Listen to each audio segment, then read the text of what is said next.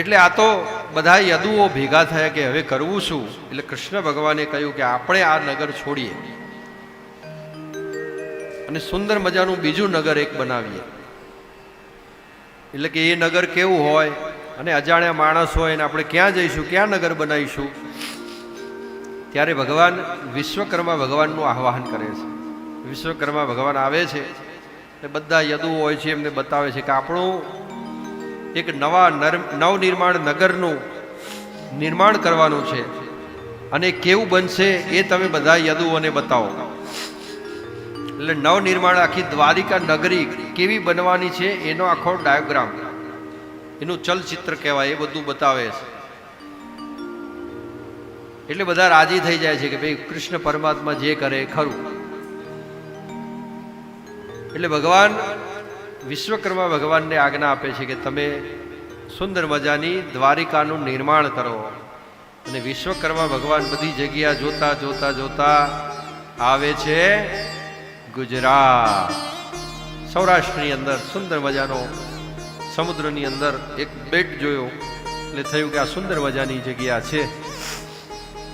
એટલે ત્યાં સુંદર મજાના બાગ બગીચા અને સુવર્ણથી આખી જડિત દ્વારિકા નગરીનું ભગવાન માટે નિર્માણ કરે છે. નિર્માણ પૂર્ણ થઈ જાય છે એટલે પાછા વિશ્વકર્મા ભગવાન આવે છે અને ભગવાનને કહે છે કે ભાઈ નિર્માણ સુંદર મજાની દ્વારિકા નગરીનું નિર્માણ થઈ ગયું છે.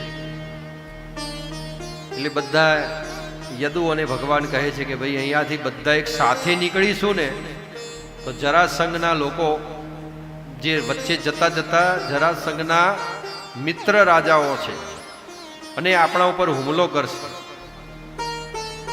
એટલે ચોરી છુપેથી અલગ અલગ પ્રકારના વેશ ધારણ કરી અને અલગ અલગ નાની નાની ટોળીઓ બનાવી અને આ મથુરા નગરીમાંથી બધા નીકળીએ. અને એવી રીતે મથુરા નગરીમાંથી બધા નીકળી અને દ્વારિકા તરફ રવાના થાય છે. કૃષ્ણ ભગવાને પણ સુંદર મજાનો મણિયારાનો વેશ લીધો છે કે હે કૃષ્ણ ભગવાન હાલ્યા દ્વારિકાને કાંઈ લીધો રે મણિયારા કેરો વેશ કે મારી લ્યા જાઓ મણિયારા.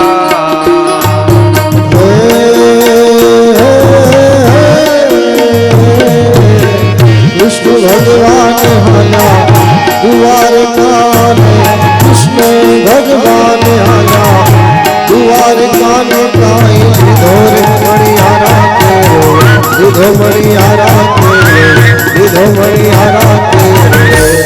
એ હોવે હોવે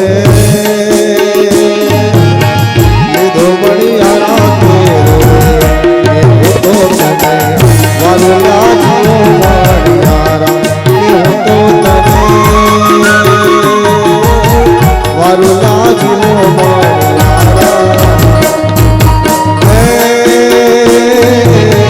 રાધા રાણી ને બેઠા મેળીએ ને, રાધા રાણી ને બેઠા મેળીએ ને કાંઈ જુએ રે મણિયારા કે, જુએ મણિયારા કે, જુએ મણિયારા કે.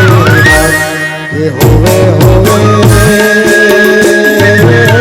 જુએ મણિયારા કે, એ હોતો તને વાલો લાગ્યો મણિયારા, એ હોતો તને વાલો લાગ્યો મણિયારા.